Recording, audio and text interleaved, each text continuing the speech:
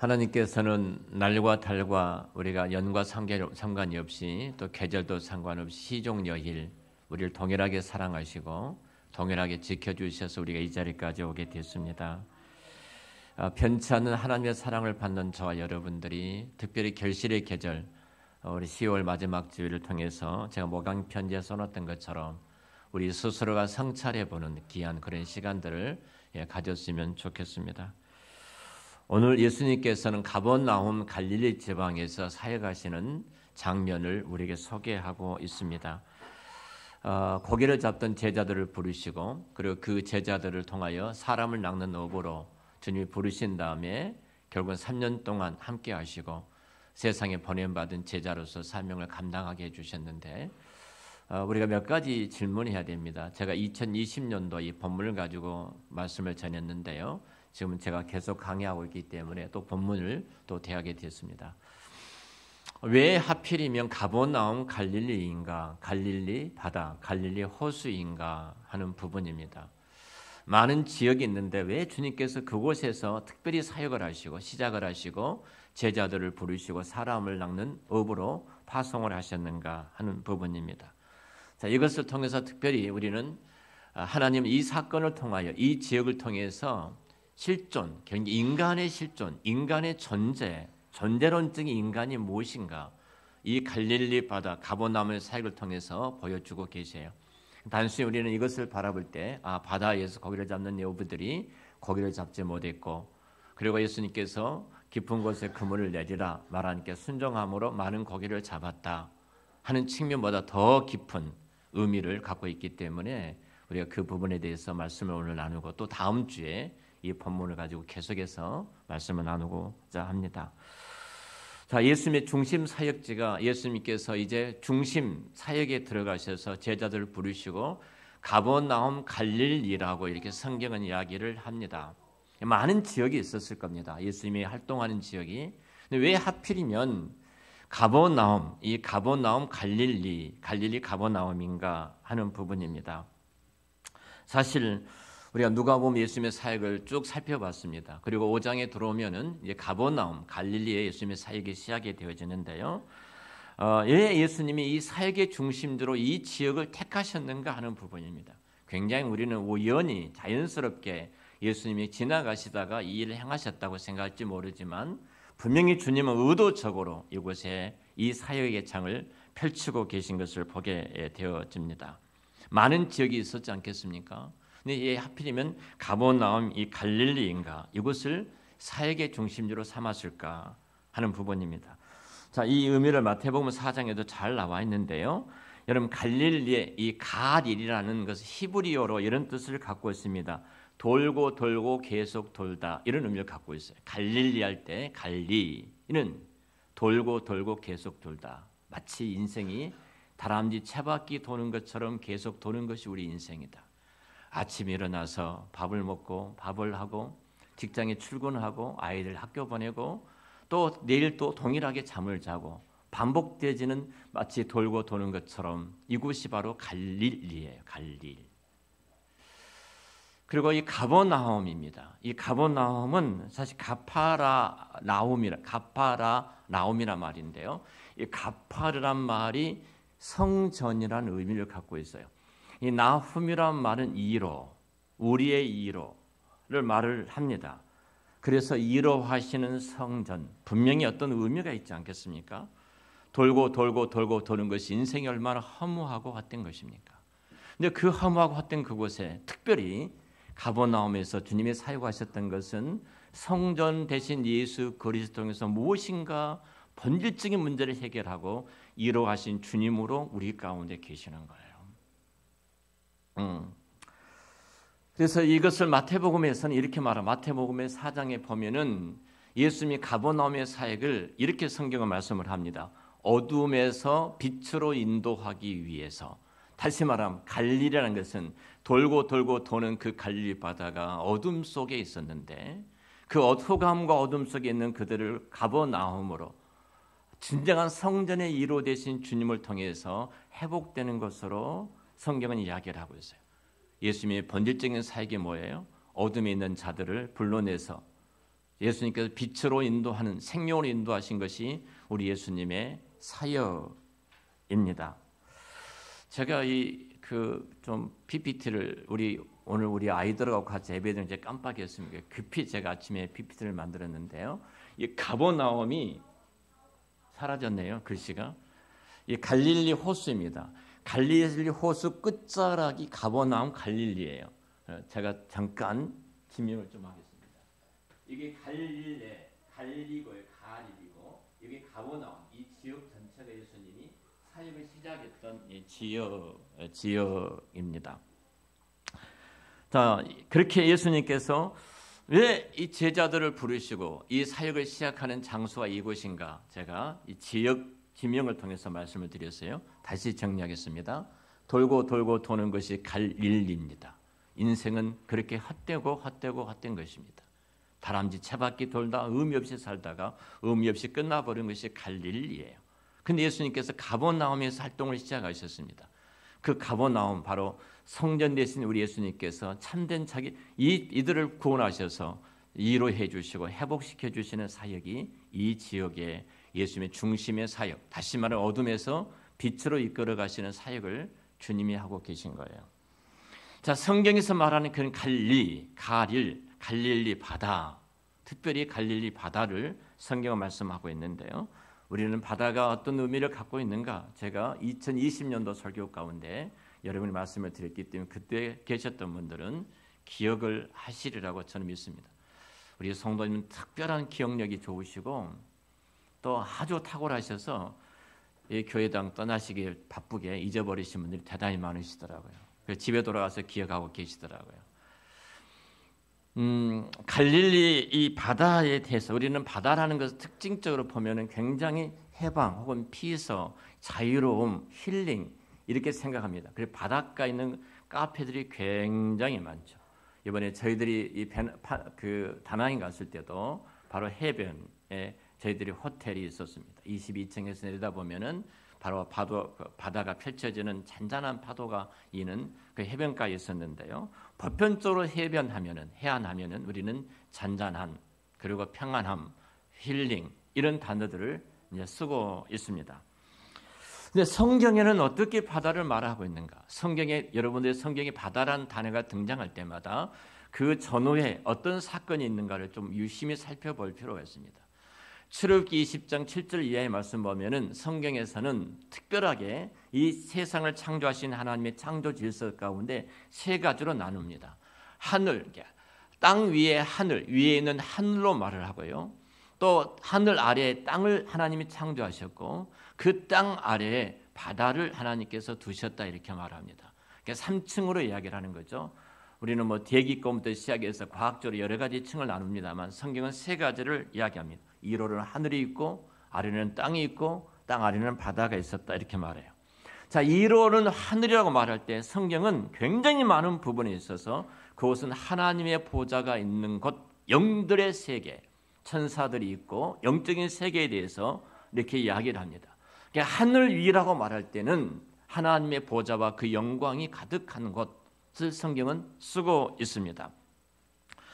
그리고 하늘 위에 땅이 있는데 이 땅은 저와 여러분들이 이 피조 세계가 존재하며 살아가는 세계를 말합니다. 우리는 이곳에서 살아가고 있습니다. 그리고 우리가 개척해 나갈 곳이 바로 이곳입니다. 땅은 사람들이 현실이고 삶의 터전이기도 합니다. 다시 말하면 이 땅은 육적인 세계라는 겁니다. 그리고 그 아래 바다를 두셨습니다. 물의 세계가 있습니다. 이곳을 성경은 어떻게 말하냐면 음부의 처소, 귀신들의 처소, 귀신들이 거하는 곳 이렇게 땅 아래에 있는 물을 이야기를 합니다. 그러니까 어떤 면에서 본다면 이 물은 혼돈하고 공허하면서 끝이 없는 어둠의 세계를 가리킬 때 우리는 바다를 성경을 말합니다. 자, 우리가 이 바다의 성격을 잘 아셔야 되는데요. 바다는 혼돈과 공허함이 있고 어둠의 영이 지배하는 세계를 말할 때 바다로 이야기를 합니다. 요나서 2장에 보면은 큰 물고기 속에 집어삼키죠. 내가 수월에 내려가고 바다 끝자락, 바다 한가운데 던져졌다를 수월이라고 막 지옥으로 표현하고 있어요. 어둠의 세계로 요나는 표현하고 있는 것을 보게 됩니다.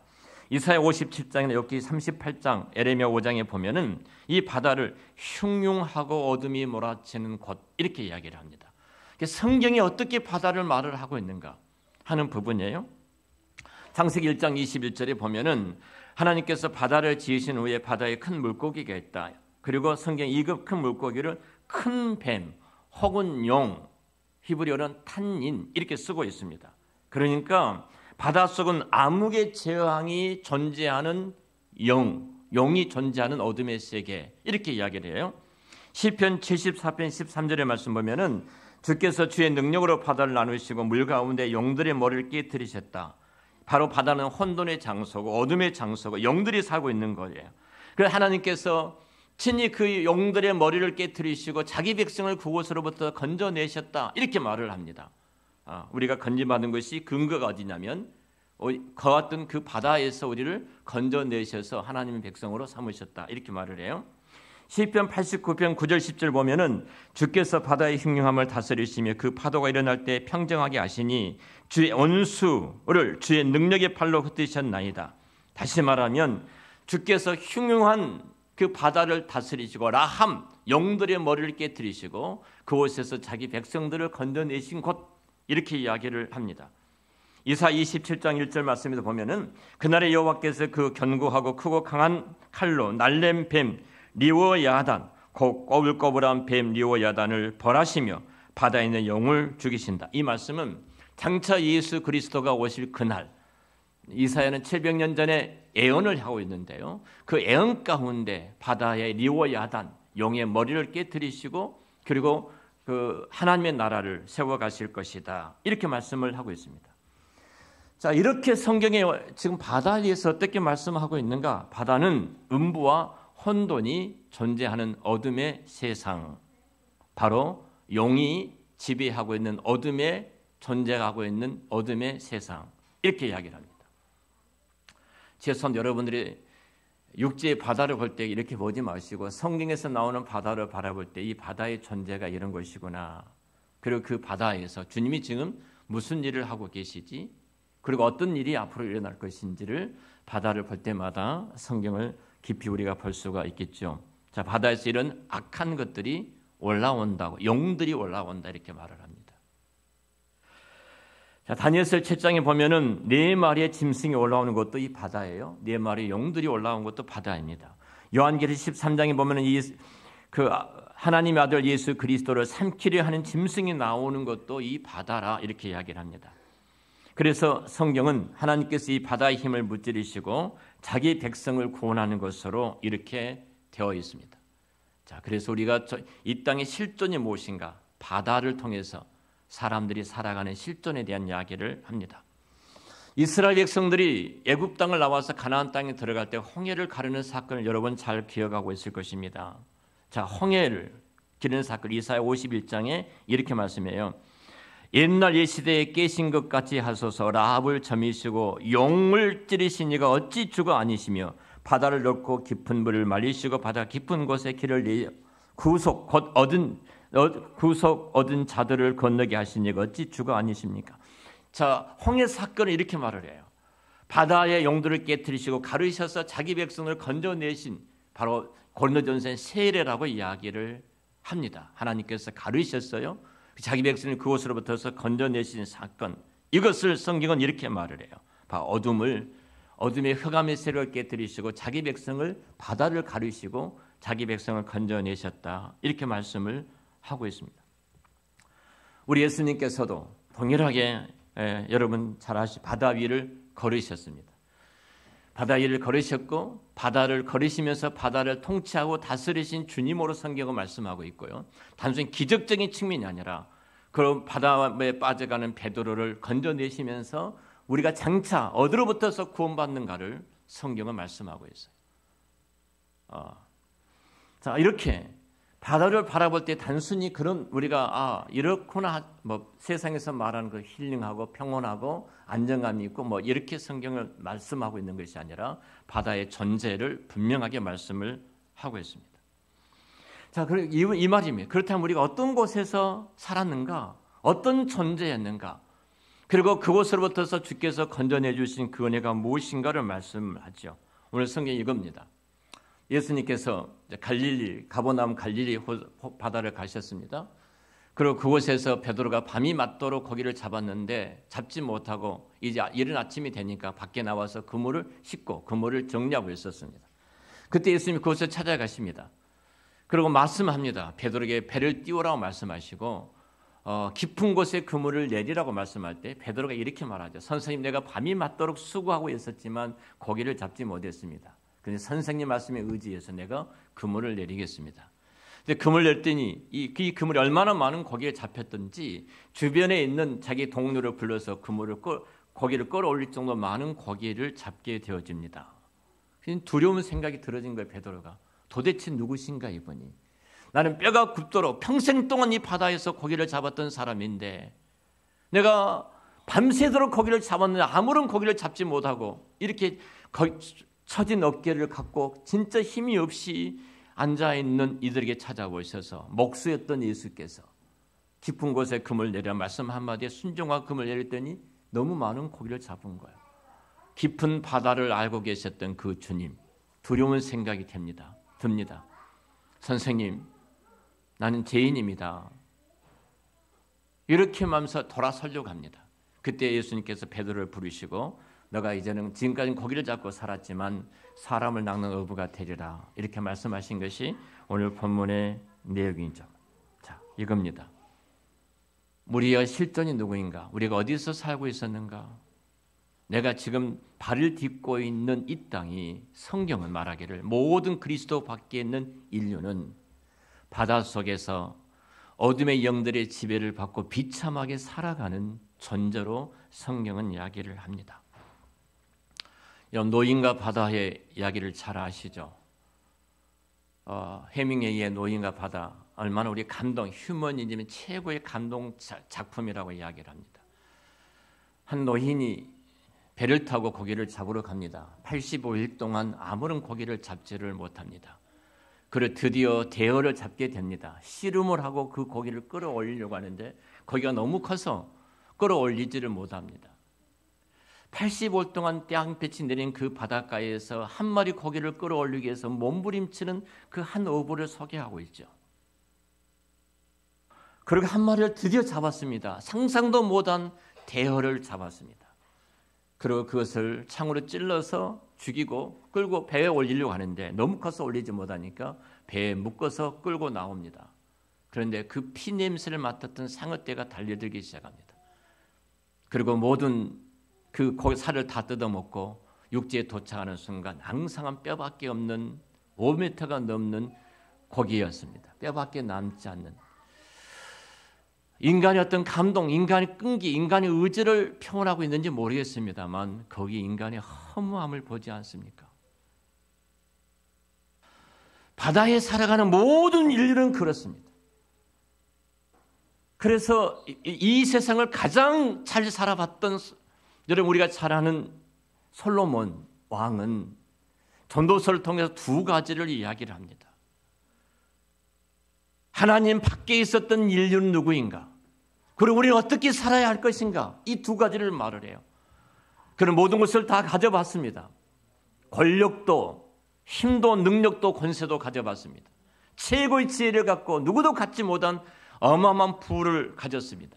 인간이 누릴 수 있는 모든 쾌락을 다 누려봤습니다. 그리고 다 살아본 거예요. 하나님께서 솔로몬을 찾아가십니다. 솔로몬아, 너 모든 것을 다 갖고 모든 것을 누려보고 모든 것을 해봤다. 네 인생이 뭐더냐? 이렇게 인생이 뭐더냐? 질문을 하십니다. 솔로몬이 그 질문 앞에 전도서 1장 2절에 이렇게 말합니다. 헛되고 헛되며 헛되고 헛되니 모든 것이 헛됩니다. 허무함을 알게 됩니다.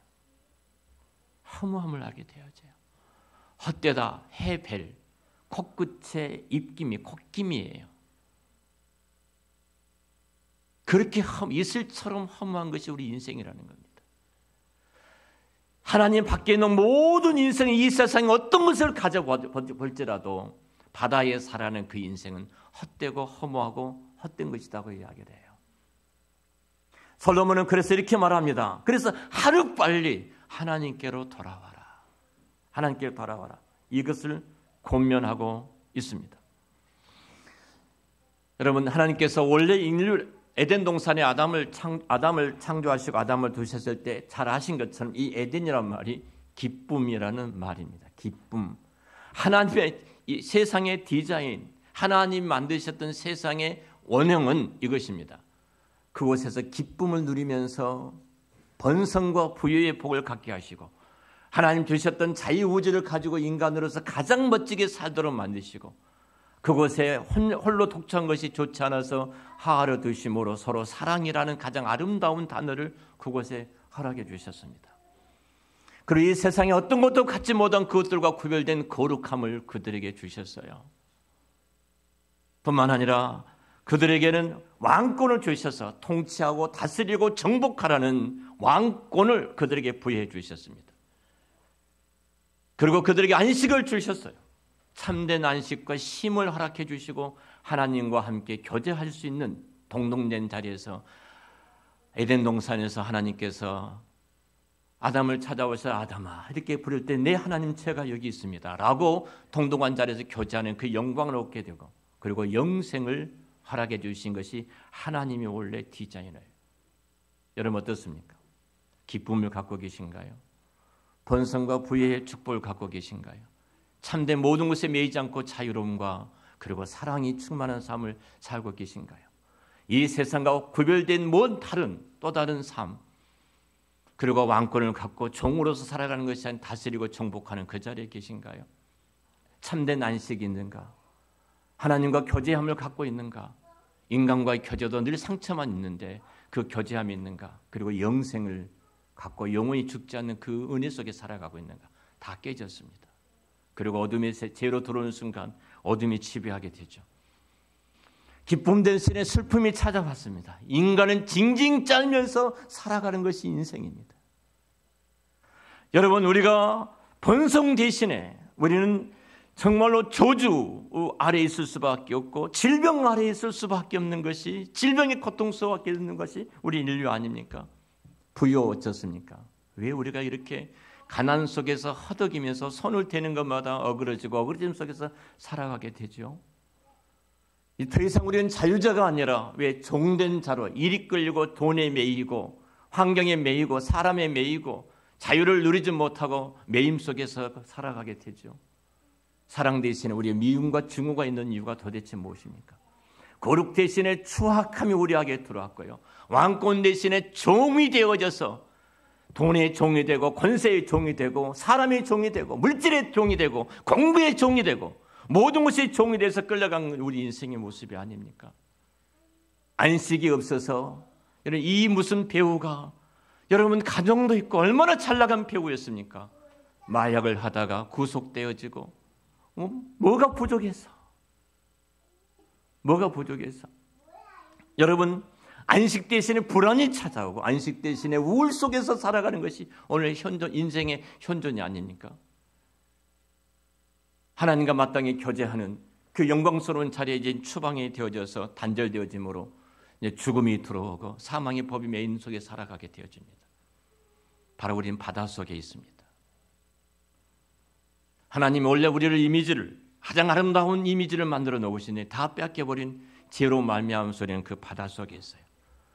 베드로가 밤이 맞도록 수고해 봤습니다. 주님께서 이것을 통해서 무엇인가 메시지를 좀 전해주고 계신 거예요. 주님은 알고 계셨습니다.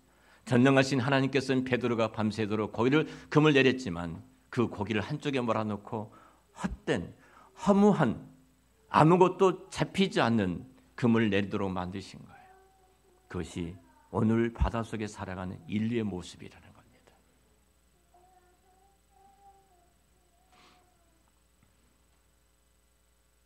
왜 우리가 이렇게 살아야 합니까? 왜 우리가 이 어둠 속에서 이렇게 비참하게 살아가야 합니까? 그때 주님께서 찾아오십니다. 그리고 말씀 한마디 합니다. 깊은 곳에 그물을 내려라.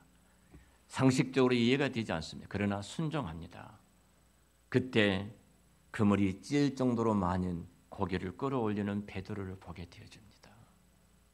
내가 밤이 맞도록 진짜 예수고 노력했지만 그 인간의 실존이에요. 여러분, 우리가 예수고 또 애써보지만 한 마리 거기도 끌어올리지 못한, 내 인생의 모든 경험과 잔뼈가 굵을 정도로 그곳에 고기를 끌어올렸지만 그날만큼 한 마디도 끌어올리지 못했던 그 허사입니다. 한번 생각해 보십시오. 인간이 노력하고 계획하고 내가 준비하고 내가 별말을 다 한다 할지라도 여러분, 내 실력으로 내 경험으로 모든 것이 되어지지 않지 않습니까? 내가 계획한 대로 되어지면 얼마나 좋겠습니까? 수고하고 애를 쓸 때도 안 될 때가 있지 않습니까? 그래서 솔로몬의 시편 127편에 그렇게 말하잖아요. 파수꾼이 돈을 부릅뜨고 성을 지킬지라도, 아니 사람이 일찍 일어나고 늦게 누우며 수고하며 애쓸지라도 하나님이 함께 하시지 아니하면 인생 꽝이라는 것을 분명히 말씀하고 있지 않습니까? 대한민국이 미국처럼 일본처럼 세계 강대국처럼 강한 나라가 되기를 원해서 많이 모방을 하고 많이 학습을 합니다. 근데 아무리 노력해도 단 하나가 있어야 됩니다. 아무것이 없어도 딱 하나 있으면 됩니다. 하나님의 은혜가 있고 하나님 붙잡아 주시면 한국은 가장 복된 나라가 될 줄로 믿습니다. 하나님이 떠나버리면 다 끝장입니다. 우리 학생들, 자, 가로 안에 산수 공부를 하겠어요. 자, 가로 안에 숫자를 해서 곱하기도 하고 더하기도 하고 다 해놓습니다. 가로를 닫습니다. 가로를 닫고 그 가로 닫은 곳에다가 그 다음에 마이너스를 해놓은 순간 이 가로 안은 다의 꽝입니다. 사람은 보편적으로 몇 년도에 태어나서 몇 년에 죽었다. 우리 장례식장 가면 그렇게 이야기를 하죠. 우리 묘지에 가면은 몇 년에 출생해서 몇 년에 죽었다. 그 기간을 써놓습니다. 그 가로입니다. 그리고 그 인생이 그곳에 플러스를 하느냐 마이너스 하느냐 달라집니다. 그 가로 안에 있는 것들이 여러분 어떤 곱하기를 해놨다 할지라도 가로 밖에 마이너스가 된 순간 그 인생은 가장 헛되고 허무한 것이 되어질 것입니다. 하나님이 없는 인생은 그렇습니다. 그러나 그 가로 밖에 플러스가 있다면 그 인생이 모든 가로 안에 있는 것이 가장 영광스러운 모습으로 교회와 하나님 나라 위해서 우리 앞에 드러나게 될 줄로 믿습니다. 이게 성경이 말하는 진리입니다. 여러분, 이제 말씀을 마치겠습니다. 베드로를 통해서 밤새도록 고기를 잡았지만 한 마리 고기도 끌어올리지 못했던 베드로의 모습을 통해서 바다의 진리, 그 인생의 실존에 대해서 우리에게 말씀을 해주고 계십니다. 근데 그 베드로가 주님을 만났습니다.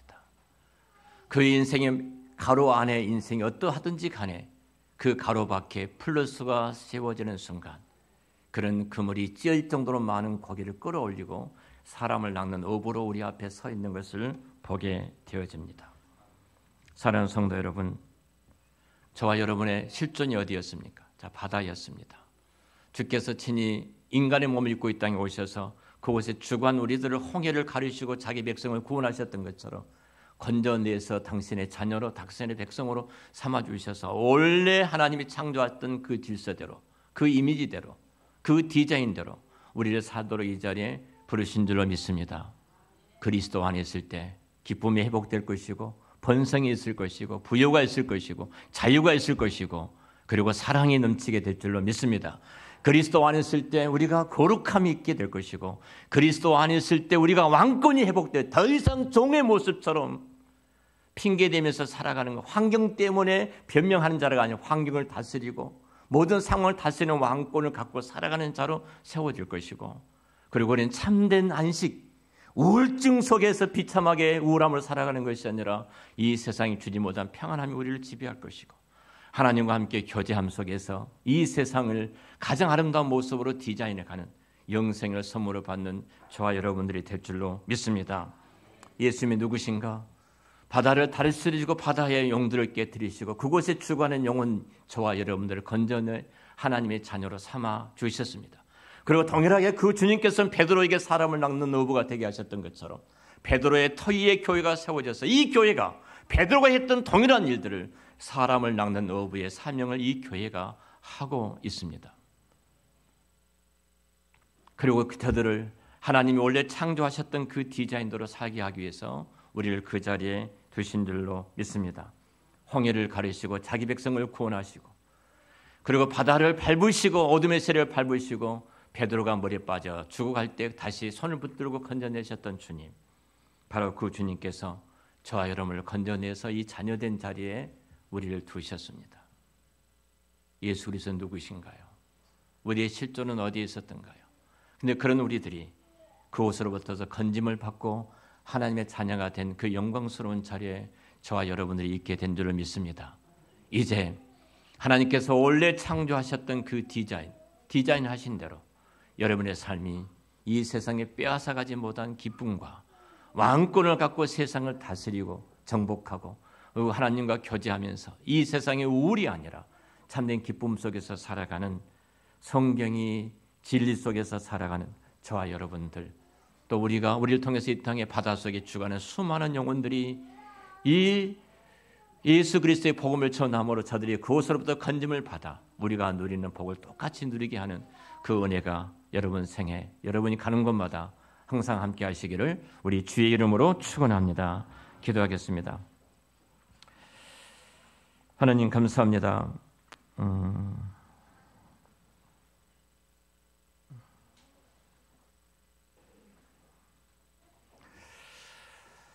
하나님께서 우리 인생을 디자인하실 때 인간을 디자인할 가장 아름다운 모습으로 지으셨습니다. 그곳에는 기쁨이 있었고 본성이 있었고 부여가 있었고 자유가 있었고 사랑이 있었고 거룩이 있었고 왕권이 있었고 안식이 있었고 교제가 있었고 영생이 있었습니다. 그런데 첫 번째 사람, 우리의 대표자였던 아담과 하와가 하나님 말씀 앞에 불순종하고 나도 하나님처럼 되겠다, 그렇게 넘어져 이 세상은 바다의 용이, 바다의 어둠의 속에 지배하는 어둠 속에 살아가는 저희들이 되었습니다. 그런 저희들을 구속하기 위해서 예수님께서 신인간의 몸을 이 땅에 입고 이 땅에 오시고 특별히 돌고 도는 갈릴리 그곳에서 헛된 그곳에서 가버나움, 우리 주님께서 정말로 성전에서 우리를 위로해 주시기 위해서 어둠에서 빛으로 인도하기 위해 찾아오셨고 어둠 속에 있었던 베드로를 구원하셔서 사람을 낚는 어부로 세워주셨던 그 은총처럼 우리 한사람교회 모든 주의 종들이, 다음 세대의 모든 주의 백성들이 이 여호와께서 우리에게 주셨던 이 복을 누리며 살아가는 축복을 허락하여 주시옵소서. 예수님의 이름으로 기도드렸습니다. 아멘.